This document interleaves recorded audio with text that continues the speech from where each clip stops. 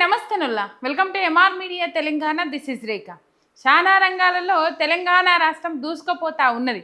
ఆ రంగాలు ఏంటి ఏం కథ అని మనం అన్ని ముచ్చట్లు మాట్లాడుకుందాము.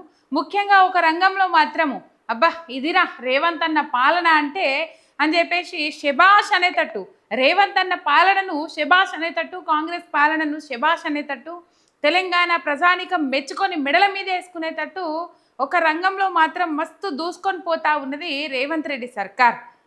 ఇక మరి అన్ని రంగాలలో జిఎస్డిపి వృద్ధి రేటు తలసరి ఆదాయము ఇట్లా పోయిన 10 ఏళ్ళు ఈ రంగాలలో పెరుగుదలను చూసినాం. కానీ ఈ రంగంలో మాత్రము పెరుగుదలను ఈ 2.5 ఏళ్ళ పొద్దులోనే చూస్తూ ఉన్నాం. ఏ రంగంలో అంతగానో పెరుగుదల సాధించింది తెలంగాణ రాష్ట్రము, అండ్ రేవంత్ అన్న పాలనలో ఏ విధంగా తెలంగాణ రాష్ట్రం ఈ రంగంలో దూసుకొని పోతా ఉన్నది, ఇవన్నీ అంశాలు మనం ఈ వీడియోలో మాట్లాడుకుందాము. ఒక్క సబ్స్క్రైబ్ చేయండి. మీ ఒక్క సబ్స్క్రైబ్ నాకు ఎంతో సపోర్ట్ని ఇస్తుంది. మన ఛానల్కి వ్యూవర్షిప్ రాకుండా రిపోర్ట్స్ కొడుతూ ఉన్నారు. ఆ రిపోర్ట్స్కు చెప్పపెట్టే సమాధానం కావాలనంటే ఒక లైక్ చేయండి, ఒక సబ్స్క్రైబ్ అయితే చేసుకోండి. రైట్, ఇక ముచ్చట్లకు పోతే చాలా ఇంట్రెస్టింగ్ పాయింట్స్ అన్నీ లెక్కలతోని సహా మనం ఈ వీడియోలో మాట్లాడుకుంటాం. చివరిదాకా మాత్రం ఈ వీడియో చూడండి. అయితే తెలంగాణ రాష్ట్రము రేవంత్ పాలనలో నెంబర్ 1 రాష్ట్రంలో మనం చూస్తూ ఉన్నాం. ఈ నెల రోజులకి వెళ్ళి చూస్తూ ఉన్నట్లయితే క్రైమ్ రేటు విపరీతంగా పెరిగిపోయింది. 2023 నుంచి ఇప్పటిదాకా 2023-24కు సంబంధించి ఎన్సీఆర్బి ఒక నివేదికను వెల్లడించింది. క్రైమ్ రేటు ఏ రాష్ట్రాలలో ఏ విధంగా పెరిగింది, ఏ విధంగా తగ్గింది, దేశవ్యాప్తంగా ఏ విధంగా పెరిగింది, దేశవ్యాప్తంగా ఏ విధంగా తగ్గింది, మనుషులు అండ్ మనుషుల అక్రమ రవాణా కావచ్చు, చిన్నపిల్లల మీద అఘాయిత్యాలు కావచ్చు, చిన్నపిల్లలను కిడ్నాప్ చేసుడు కావచ్చు, చిన్నపిల్లలను ఆగం చేసుడు కావచ్చు, ఇట్లా మహిళల మీద అఘాయిత్యాలు కావచ్చు, ఇవన్నీ ఒక నివేదికను బయట పెట్టింది ఎన్సీఆర్బి. అందులో మన తెలంగాణ రాష్ట్రం దూసుకొని పోతా ఉన్నది, నెంబర్ 1 స్థానంలో ఉన్నది.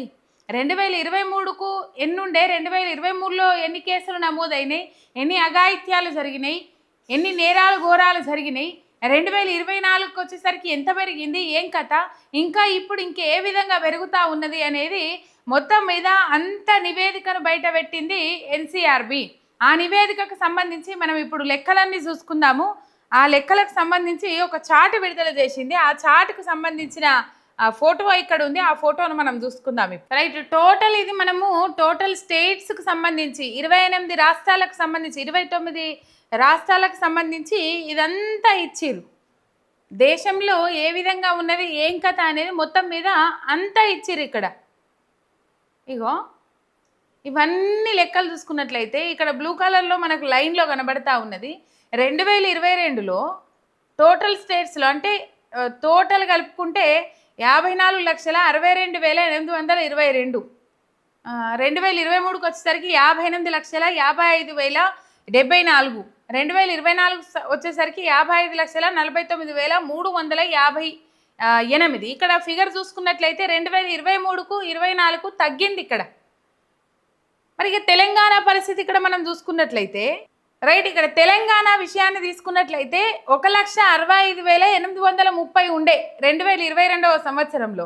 ఇక 2023కి వచ్చేసరికి 1,83,644 వచ్చింది. ఇక పురాగా పెరిగిపోయింది చూడుండ్రి. 2024కి వచ్చేసరికి 2,17,976 కేసులు నమోదైనవి. అంటే ఇక్కడ టోటల్ కేసెస్కు సంబంధించిన వివరాలు, ఇంకా కేసులు పెట్టని ఎన్నో లేకపోతే కేసులు అది కానీ ఎన్నో తెలియదు, కానీ మొత్తం మీద ఇక్కడ లెక్కలన్నీ ఇచ్చిర్రు. మనం చూడొచ్చు.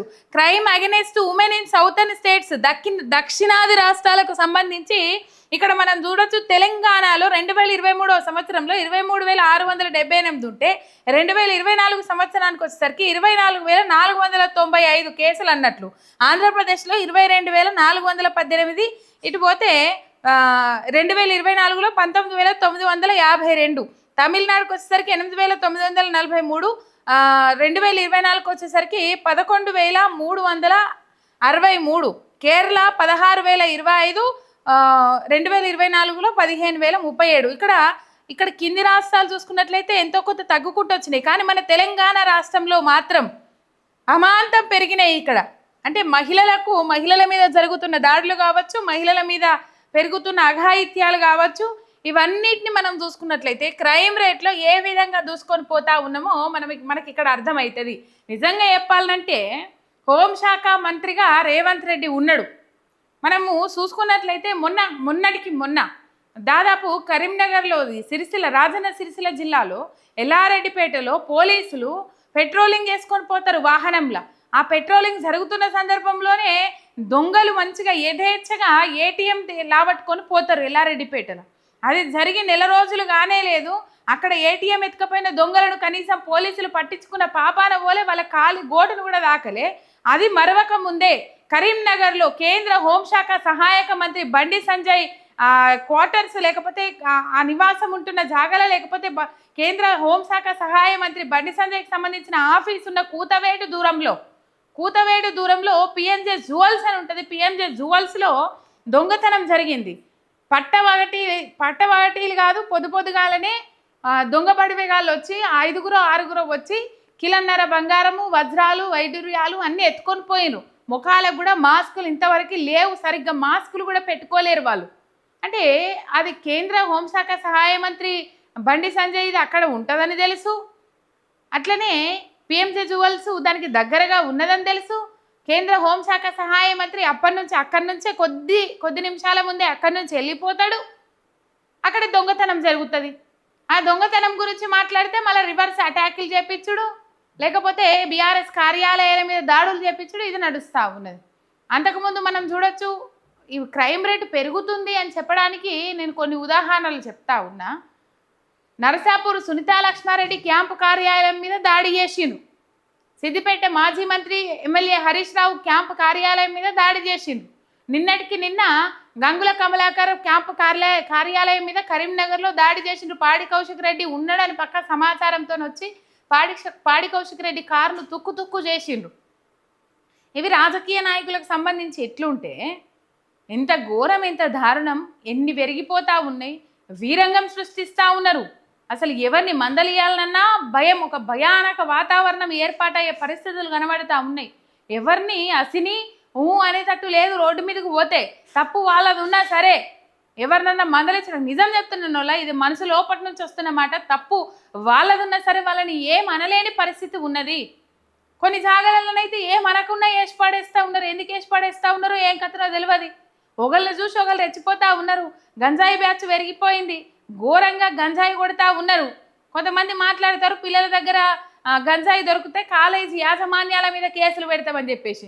కాలేజీ యాజమాన్యాల మీద కాదు పెట్టాల్సింది, యాడికెళ్ళి సప్లై చేస్తుండ్రు, ఎక్కడి నుంచి కొంటుండ్రు, కాలేజీ పిల్లగాండ్లకు బడిపోరగాండ్లకు కూడా ఈజీగా దొరుకుతున్నది అంటే ఎంతగానో పేటరిగిపోతూ ఉన్నారు గంజాయి బ్యాచ్ గాళ్ళు. గంజాయి అమ్ముకొని సొమ్ము చేసుకునే వాళ్ళు మీరు గుర్తించాల్సిన అవసరం ఉన్నది. ఎంతసేపు పోలీసు వ్యవస్థను రేవంత్ రెడ్డి చుట్టూత తిప్పుకోవడము, ఎవరన్నా వాళ్ళ కడుపు మండి కడుపు గాలి ప్రొటెస్ట్ చేస్తే, ధర్నా చేస్తే వాళ్ళ చుట్టూత తిప్పిపియడము, ఎంతసేపు పర్సనల్ సెక్యూరిటీ సిబ్బందిగా వాడుకోవడము తప్ప రాష్ట్రంలో రక్షణకు ఎక్కడన్నా వాడబడతా ఉన్నదా పోలీసు వ్యవస్థ, పోలీసు యంత్రాంగము? హైదరాబాద్ జూబ్లీహిల్స్లో ఐఏఎస్ క్వార్టర్లో రిటైర్డ్ ఐఏఎస్ ఆఫీసర్ భార్యను ఇంట్లో పనిచేస్తున్న పని మనిషి ఏసి పీకింది కల్పన నట ఆమె పేరు. ఇక మరి దీని మీద సిపి సజ్జనార్ మాట్లాడతాడు. 2 నెలల నుంచి ఇది నేపాల్ గ్యాంగే చేసింది, 2 నెలల నుంచి అసలు నేపాలీలను పనిలో పెట్టుకోవద్దని చెప్పేసి చెప్తున్నాము, అయినప్పటికి కూడా వాళ్ళనే కొనసాగిస్తూ ఉన్నారు అని చెప్పేసి. ఇక్కడ ఎవరు ఏం చేస్తున్నారు అనేది గుర్తించాల్సింది పోయి, సరే ఎర్రజీర కట్టుకున్న వాళ్ళందరూ మాకు చుట్టాలే అవుతారు అన్నట్టు నేపాల్కి వెళ్ళి వచ్చిన వాళ్ళందరూ, లేకపోతే ఇక్కడికి వెళ్ళి అక్కడ వలసలు పోయి బతికేటోళ్ళు ఉన్నారు, అక్కడికి వెళ్ళి ఇక్కడికి వలసలు వచ్చి బతికేటోళ్ళు ఉన్నారు. కానీ అక్కడి నుంచి వచ్చేటోళ్ళందరూ క్రైమ్లు చేసేటోళ్ళే అంటే ఎట్లా? కలవదు కదా, అది తప్పు ముచ్చట కదా. 2 నెలల నుంచి చెప్తుండంట సిపి సజ్జనార్. మరి చెప్పినట్టు ఎక్కడ ఏమైతే కనవల్లే, నేపాలీలను పనిలో పెట్టుకోకుండా వేరే రాష్ట్రాల నుంచి వచ్చిన వాళ్ళను పనులలో పెట్టుకోకుండా అని చెప్పేసి ఎక్కడన్నా చెప్పినట్టు ఎక్కడా కనవల్లే. ఆయన చెప్తా ఉన్నాడు, ఇలా 2 నెలల నుంచి నేను చెప్తా ఉన్నా, అయినప్పటికి కూడా వాళ్ళనే కొనసాగిస్తూ ఉన్నారని చెప్తా ఉన్నాడు సిపి సజ్జనార్. ఇది ఇట్లుంటే నిజంగా చెప్పాలంటే చిన్నపిల్లల మీద అఘాయిత్యాలు అమాంతం పెరిగిపోయినాయి. ఇక్కడ మనం చూసుకున్నట్లయితే క్రైమ్ రేటు ఎన్సీఆర్బీ ఇచ్చిన నివేదిక ప్రకారము తెలంగాణలో 2023 సంవత్సరంలో 1,83,644 ఉంటే 2024 సంవత్సరానికి వచ్చేసరికి 2,17,976 76కు పెరిగినాయి. ఇక ఇండియాగా చూసుకున్నట్లయితే 62,41,000 41,000 ఏమో 2023 సంవత్సరంలో ఉంటే 58,85,000 2024 సంవత్సరానికంటే ఇక్కడికి దేశవ్యాప్తంగా తగ్గిపోయినాయి. ఈ కేసుల సంఖ్య తగ్గిపోయింది. 5.7% తగ్గుదలనేమో దేశవ్యాప్తంగా ఉంటే 18.7% తెలంగాణ రాష్ట్రంలో 2023 నుంచి 24 దాకా పెరిగిపోయింది క్రైమ్ రేటు. ఏమో అంటారు కదా, రాజు మంచోడైతే రాజు పాలించేటోడు మంచోడైతే రాజ్యం మంచిగా ఉంటుంది అని చెప్పేసి ఇలా ముఖ్యమంత్రి పదవి ఆయననే ఎలగబెడతా ఉన్నాడు, హోంశాఖ పదవి ఆయననే ఎలగబెడతా ఉన్నాడు, హోంశాఖ మంత్రి పదవి ఆయననే ఎలగబెడతా ఉన్నాడు, విద్యాశాఖ మంత్రిగా ఆయననే కొనసాగుతూ ఉన్నాడు, మున్సిపల్ శాఖ మంత్రిగా ఆయననే కొనసాగుతూ ఉన్నాడు. ఈ 4 శాఖలు లేకపోతే ఈ 3 శాఖలలో ఏ ఒక్క వర్గానికి సంబంధించిన ప్రజలు కానీ లేకపోతే ఏ ఒక్క శాఖ కిందకు వచ్చే జనం కానీ హోంశాఖ అంటే ఓవరాల్ రాష్ట్ర వ్యాప్తంగా ఏ విధంగా ఉన్నది, ఇష్టారీతిన దాడులు చేస్తూ ఉన్నారు. అయ్యో ఏమో అంటారు కదా, ఆయన మాటలు మంచిగా మాట్లాడుకుంటా ఆయన నీతి సూత్రాలు చెప్పుకుంటా ఇట్లా బతుకుండ్రు బిడ్డ అట్లా బతుకుండ్రు గట్లా చేయండి అని చెప్పేసి సభలు సమావేశాలల్లో ఆయన ఏమైనా మంచి ముచ్చట్లు చెప్తే ప్రజలకు కూడా గదే సందేశం పోతుంది, గదే ఇంటిమేషన్ పోతుంది. కానీ రేవంత్ అన్న సభ పెట్టినప్పుడల్లా ఏం మాట్లాడతాడు, పొడుతా తొక్కుతా పేగులు తీసి మెడలు వేసుకుంటా గుడ్లు బీకి గోళీలు ఆడుతా లాగులో తొండలు దొర్రగొడతా గివా భాష. ఆ భాష ప్రభావితం చెయ్యదా? కంపల్సరీ 100% దానికి బాధ్యులు రేవంత్ రెడ్డే. ఇలా తెలంగాణ రాష్ట్రంలో క్రైమ్ రేటు పెరగడానికి కారణము బాధ్యత వహించాల్సింది బాధ్యులు రేవంత్ రెడ్డి. ఎందుకు రేవంత్ రెడ్డి అంటున్నంటే ఆయననే హోంశాఖ మంత్రిగా ఉన్నాడు కాబట్టి. హోంశాఖ రాష్ట్రంలో శాంతి భద్రతలు నెలకొల్పడం కోసం ఏం చేస్తున్నాడు రేవంత్ రెడ్డి? స్పెషల్గా ఏమైనా ఆపరేషన్లు చేస్తుండ్రా లేకపోతే సపరేట్ ఏమైనా టీములు ఏర్పాటు చేసిండ్రా? ఏం లేదు. వాళ్ళ పోలీసు యంత్రాంగాన్ని ఎట్లా వాడుకుంటుండ్రు, ఎవరైనా ప్రశ్నిస్తే వాళ్ళ మీద కేసులు పెట్టాలి, వాళ్ళని చుట్టూతో తిప్పియాలి, పోలీస్ స్టేషన్లో చుట్టూతో తిప్పియాలి, ఇది ఒకటి నడుస్తున్నది. ఎవరైనా ప్రశ్నిస్తే వాళ్ళ మీద సిట్టులు ఏర్పాటు చేయాలి, ఎంక్వైరీలు ఏర్పాటు చేయాలి, ఇది ఒకటి నడుస్తూ ఉన్నది. ఏమైనా ధర్నాలు చేసినా ఆశా వర్కర్లు, అంగన్వాడీ టీచర్లు, గవర్నమెంట్ ఉద్యోగస్తులు, నిరుద్యోగులు, రిటైర్మెంట్ బెనిఫిట్స్ కావాలని అనుకున్న వాళ్ళు, రైతులు ఇట్లా ధర్నాలు చేస్తే వాళ్ళని తీసుకుపోయి అరెస్టులు చేపియాలి, రోజంతా ఎక్కడెక్కడో తిప్పాలి, పొద్దుగానే ఎన్నో ఇడిచిపెట్టాలి. గిదే తంతు నడుస్తూ ఉన్నది, గిదే తతంగం నడుస్తూ ఉన్నది. ఇంకేమైనా కొత్తగా నడుస్తూ ఉన్నదా? ఎన్సీఆర్బీ ప్రకటించిన నివేదిక నిజంగా ఇది ఒక ఆందోళనకరమైన వాతావరణం అని అనుకోవాలి, ఒక భయానికి గురి చేసే వాతావరణం అనుకోవాలి. అప్పుడు మిస్సింగ్ ల్యాండ్ మిల్లామ్యాగి ఇక్కడికి అందాల పోటీలకని వచ్చి అక్కడ ఆరోపణలు చేసినప్పుడు ఆరోపణలు కావు అవి, ఇంటర్వ్యూ కూడా ఇచ్చింది. నన్ను ఇట్లా ఒక వేష్యలాగా చూసిర్రు అని చెప్పేసి ఒక ఇంటర్వ్యూ కూడా ఇచ్చింది ఆమె అక్కడ పోయి. ఇక్కడ ఉన్న వాళ్ళు చాలా మంది మాట్లాడినరు, ఆమె చెప్పేది అబద్ధము, ఆమె చెప్పేది తప్పు అని చెప్పేసి. మరి ఈ లెక్కలను బట్టి ఏం చెప్తారు? దాన్ని బట్టి ట్రంప్ కూడా మాట్లాడిండు, మన దేశాన్ని కించపరిచే విధంగా తెలంగాణ రాష్ట్రాన్ని అవమానపరిచే విధంగా ట్రంప్ కూడా మాట్లాడిండు. ఇలా ఏ విధంగా పెరిగిపోతూ ఉన్నది. ఈ అంశం మీద మాజీ మంత్రి హరీష్ రావు ఫైర్ అవ్వకుండా చాలా అంశాలు మాట్లాడుకొచ్చిండ్రు. రేవంత్ రెడ్డి పాలనలో పూర్తిగా దిగజారిని శాంతి భద్రతలు, ఎన్సీఆర్బీ గణాంకాలతో బయటపడింది, తెలంగాణలో నేరాల భయానక పరిస్థితి అని చెప్పేసి చెప్పుకొచ్చిండ్రు. కరీంనగర్ నగల దుకాణం దొంగలను ఇప్పటికీ పట్టుకోలేకపోయినరు. అందరూ చూస్తుండగానే ఎమ్మెల్యే క్యాంపు కార్యాలయం మీద దాడులు, నేడు ఐఏఎస్ క్వార్టర్స్లో ఏకంగా ఐపీఎస్ అధికారిని భార్య హత్య, సిపి సుమతి గారి ఆపరేషన్లో బట్టబయలైన మహిళల భద్రత, ముఖ్యమంత్రిగా హోంమంత్రిగా రేవంత్ రెడ్డి అటర్ ఫ్లాప్, మాజీ మంత్రి BRS deputy floor leader Harish Rao ధ్వజం అని చెప్పేసి రైట్. ఈ లెక్కలన్నీ చూసుకున్నట్లయితే 2024లో సైబర్ నేరాలు ఎన్ని నమోదైనాయి ఏం కథ అంటే 27,230. ఇది దేశవ్యాప్తంగా నమోదైన కేసుల్లో చాలా ఎక్కువ శాతం. ఇది 2023తో పోలిస్తే సైబర్ నేరాలు దాదాపు 49% పెరగడం రాష్ట్ర ప్రభుత్వం వైఫల్యానికి నిదర్శనం అని చెప్పుకొచ్చిండ్రు. ఇక చిన్నపిల్లలకు సంబంధించి ఇట్లా చెప్పుకుంటూ పోతే రాష్ట్రంలో మిస్సింగ్ కేసులు ఎన్ని పెరిగినాయి అంటే 2024లో తెలంగాణలో 25,500 మంది మిస్సింగ్ కేసులు నమోదైతే వాళ్ళల్లో 1000 మందిని ఇంకా వాళ్ళ ఆచూకీ కూడా లభించలేదట.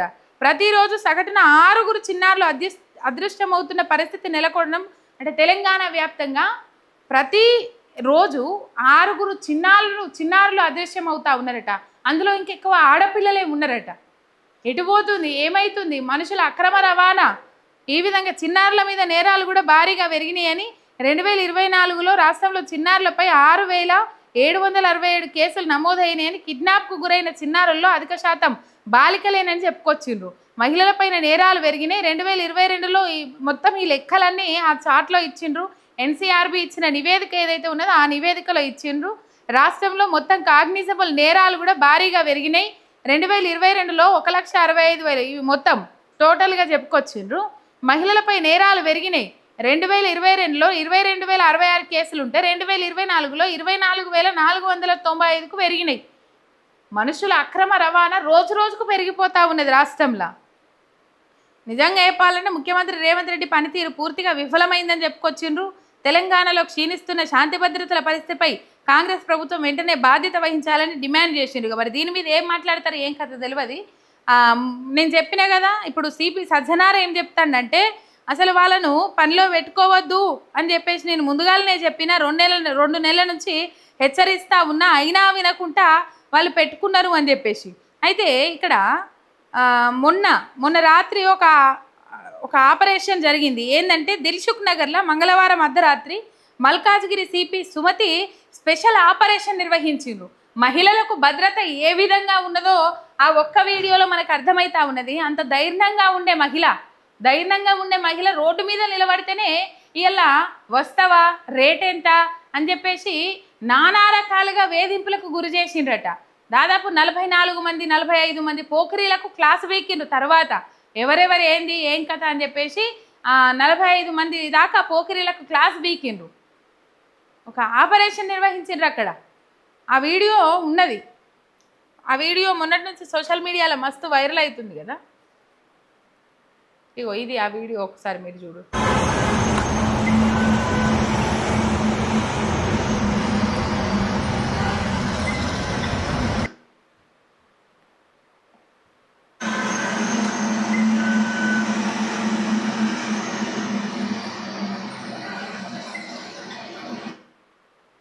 ఎట్లా నిలబడ్డారు చూడుర్రి చుట్టూతా. ఇగో ఇది కథ తెలంగాణలో, అది హైదరాబాద్ మహానగరంలో. ఇది వచ్చేసి జూబ్లీ హిల్స్లో ఒక మాజీ ఐఏఎస్ ఆఫీసర్ భార్యను కల్పన అనే నేపాల్కి సంబంధించిన ఆమె పని మనిషిగా పెట్టుకున్నారట. పాపము ఇక్కడున్న పని మనిషి సహాయంతో మొత్తం ముగ్గురు కలిసి ఈ ఘాతుకానికి ఒడిగొట్టిండ్రట. తర్వాత నోట్లో గుడ్డగుక్కి పాపం అజ్జేసిరట, గొంతు అజ్జేసిరట. తర్వాత బంగారం పైసలు తీసుకొని పరారయ్యారట. మరి వాళ్ళని పట్టుకోవడానికి ఇంకెన్ని రోజుల టైం పడుతుంది, ఏం కథ కూడా తెలియదు. వాళ్ళని ఎన్ని రోజులకు పట్టుకుంటారో తెలియదు. ఎందుకంటే నేను అనుమానం ఎందుకు వ్యక్తం చేస్తున్నా అంటే, అక్కడ పిఎంజే జ్యువెల్స్లో సరే ఇక్కడ మాజీ ఐఏఎస్ ఆఫీసర్ కాబట్టి కొంచెం పలుకుబడి ఉన్నోళ్ళు కాబట్టి వీళ్ళు ఇజ్జత్కే సవాల్గా తీసుకోకపోతే ఇంకా ఆగమవుతుంది కాబట్టి కంపల్సరీ ప్రయత్నం చేస్తారు. ఇంకా సామాన్యుల పరిస్థితి ఏంది మనం అర్థం చేసుకోవాలి. రాష్ట్రంలో పూర్తిగా శాంతి భద్రతలు కంట్రోల్ తప్పినాయి. పోలీసు వ్యవస్థను దేనికి వాడాలనో దానికి వాడితే మంచిగా ఉంటుంది. రేవంత్ రెడ్డి ఇప్పటికైనా కళ్ళు తెరుచుకుంటే బాగుంటుంది. పోలీసు వ్యవస్థను ఎంతసేపు భూమి తన చుట్టూ తాను తిరుగుతూ సూర్యుని చుట్టూ తిరిగినట్టు ఎంతసేపు రేవంత్ రెడ్డి పోలీసు వ్యవస్థను, పోలీసు యంత్రాంగాన్ని ఈయన చుట్టే తిరుగుతాడు, మళ్ళీ పోలీసు వ్యవస్థను ఆయన చుట్టే తిప్పుకుంటా ఉన్నాడు. ఈ కథ అంతా నడుస్తూ ఉన్నది. ఘోరమైన పరిస్థితులు ఉన్నాయి రాష్ట్రంలో. ఎవరిని అనడానికి లేదు. గంజాయి కల్చర్ పెరిగిపోయింది, గన్ కల్చర్ పెరిగిపోయింది. ఏమన్నంటే అంటే గనులు బట్టి బెదిరిస్తూ ఉన్నారు. పోలీసులనే కొట్టే పరిస్థితులు నెలకొన్నాయి తెలంగాణ రాష్ట్రంలో. అంటే లా అండ్ ఆర్డర్ ఏ విధంగా ఉన్నదో మనం అర్థం చేసుకోవచ్చు. ఇవి ఒక సంచలనమైన లెక్కలు అనుకోవాలి. రాష్ట్ర పరిస్థితి ఆగమవుతున్నదని చెప్పుకోవాలి. క్రైమ్ రేట్ విపరీతంగా పెరిగిపోతున్నదని చెప్పడానికి ఎన్సీఆర్బీ నివేదిక ఇచ్చిన నివేదిక ఏదైతే ఉన్నదో అదే నిదర్శనము. అందుకే పెట్టిన ఇంకా ఏ రంగంలో దూసుకొని పోతలేదు కానీ తెలంగాణ రాష్ట్రంలో క్రైమ్ రేట్లో మాత్రం దూసుకొని పోతా ఉన్నది. నెంబర్ 1 స్థానంలో నిలబడ్డది రేవంత్ అన్న పాలనలో. ది గ్రేట్ కదా. అందుకే సెల్యూట్ కొట్టాలి మనం అందరం. సబ్స్క్రైబ్ చేసుకొని సపోర్ట్ చేయండి. మీ ఎంఆర్ మీడియా తెలంగాణ ఛానల్.